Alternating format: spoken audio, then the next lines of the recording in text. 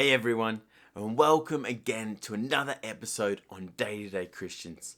Today we're picking up again right where we left off in the book of Exodus, the second book in the Bible, in the Old Testament. And we're up to where the Israel nation has left Egypt and they are now on their journey to the promised land, led by Moses and his half-brother Aaron. So praise God, let's get straight into it. Like always guys, please hit that like and subscribe button and share this video out to your friends, your loved ones, so that we can bring this message out to more people and we can share the word and the stories in the Bible. So this video today is going to be a bit shorter. I'm going to try and make it snappy and quick. We're up to chapter 16. Where we are is that the Israel nation has crossed the Red Sea. They've already had their first little hiccup where the people were thirsty and really wanted water. And so Moses provided water by throwing a log into this water source and it purified it. And they were able to drink and have water. And like I said at the end of our last video, this occurrence of the people complaining and wanting God to do more for them is something that we can become used to in this part of Exodus while the people are trekking and journeying through the desert. So in the last little bit, they were thirsty, they really wanted water. In this chapter, chapter 16, they are now hungry. And just like in the last chapter, they groan and they complain to God, and they also groan and complain to Moses. And yet again they say, "What have you done?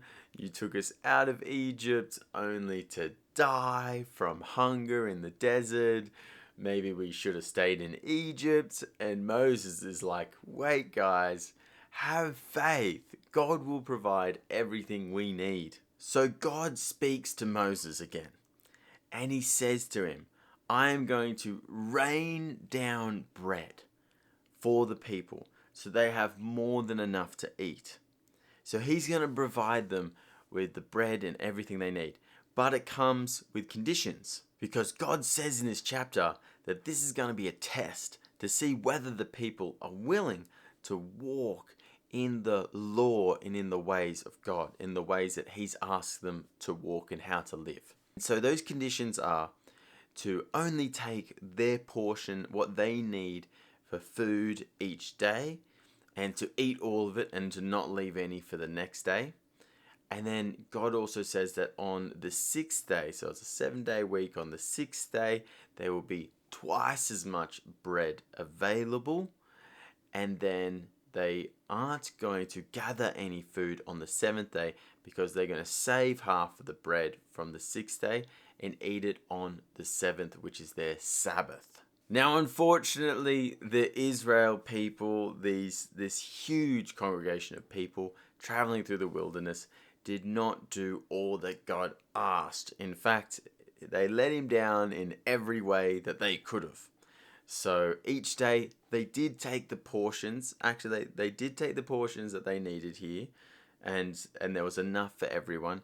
But there were people that were trying to keep the food overnight to have for the next day. But yet it says here that the food was not able to last over until the next day, and that it caused it to smell and to attract bugs, and so it wasn't nice to have that food around on the 2nd day. And then also when it came to the 6th day, they gathered up twice as much as what they needed, and lots of people did do the right thing and saved half the food and ate it on the Sabbath. But there were people that went out trying to find more food on the Sabbath on the 7th day. It actually says in verse 28, "And the Lord said to Moses, 'How long will you refuse to keep my commandments and laws? See, the Lord has given you the Sabbath. Therefore on the 6th day he gives you the bread for 2 days. Remain each of you in his place. Let no one go out of his place on the 7th day.'" And yet again we can see that the Sabbath, the 7th day, was meant to be holy, a day of rest, and God didn't want them to go out looking for bread. And you can also see here that God is disappointed by his people. And the next chapter, chapter 17, is very similar to chapter 15, where the people are groaning and thirsting for water, and they really want to have a drink of water. And so they groan and they cry out. And Moses even says here, as he cries out to God, he says, "What am I going to do? The people are nearly going to stone me because of how thirsty they are." And yet again, the people will say, "Why have you brought us out of Egypt only to die from thirst in the desert?" Guys, trust, have faith in God. He's done so much to prove that he exists. He's real. He's looking after you. Believe and have faith that he's never going to leave you thirsty and hungry for very long. And so this time, rather than throwing a log into this water source and purifying the water that's already there, God speaks to Moses and says, "Take your staff, go to this place with this rock, hit the rock with your staff, split it open, and water will come forth, and there will be enough to drink." And so Moses did just as God had commanded him to do, and the water came, and then Moses and the people of Israel named that place Massah. At the end of this chapter, chapter 17, we have a conflict, the first conflict with the Israel nation while they're traveling through the desert in this time. And it's the Amalek people coming to confront this nation. And so Moses gives commands to Joshua to gather men to fight. And it's written here that while the conflict was going on, Moses went up onto a hill with Hur and Aaron. And while they were there, they noticed that whenever Moses raised up his hands, the Israel nation would succeed and would prevail. And then whenever he lowered his hands, the Amalek people would prevail. And so Moses tried to hold his hands up, but he was getting weary. You got to realize Moses is an old man at this time. And so what they did is they gathered a stone for him to sit on. And then his arms were still getting weary.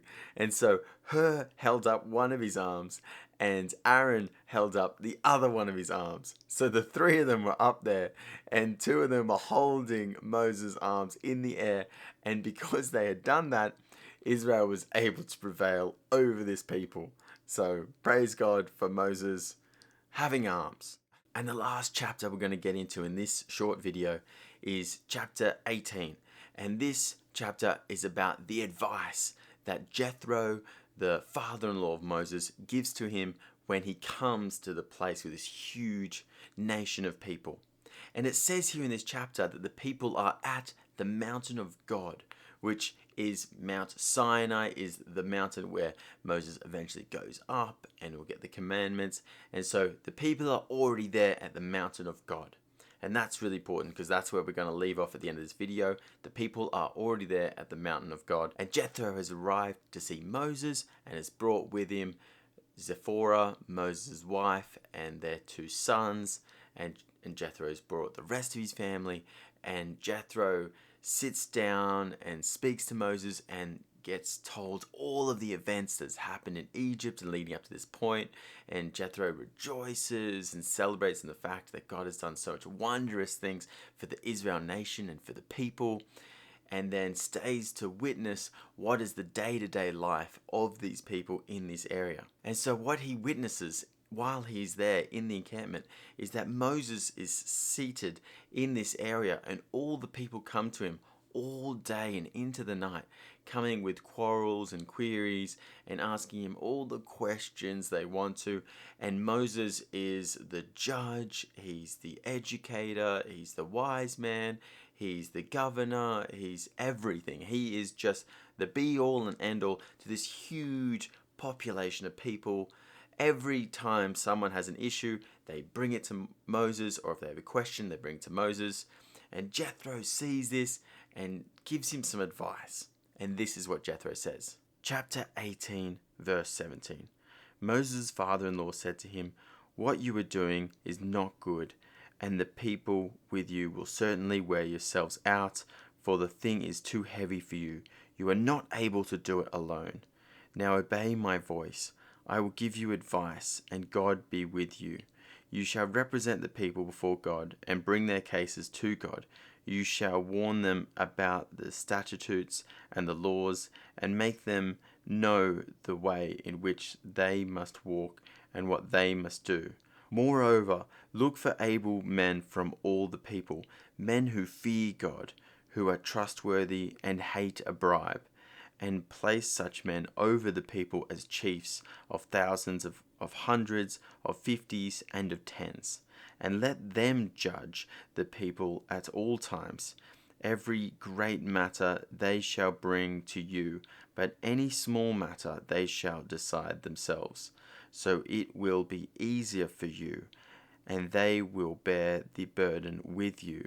If you do this, God will direct you. You will be able to endure, and all this people also will go their place in peace.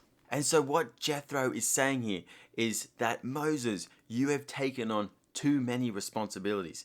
You need to start divvying up tasks and power to people that you trust, the people that you believe are God-fearing people that will do justice. And so Moses takes on this advice, and then it says here that he does it, that he creates judges, commanders, and chiefs for small groups, large groups, and great populations within this whole congregation.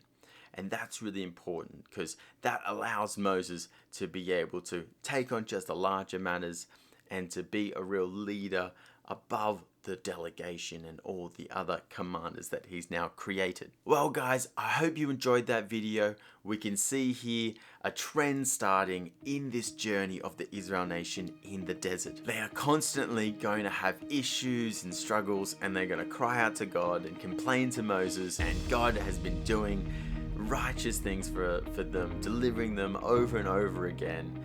And so let's see what the Israel nation does and how they move forward in our next videos. Thank you again for sticking with us all the way to the end. God bless you, and I'll see you in the next video. Bye for now.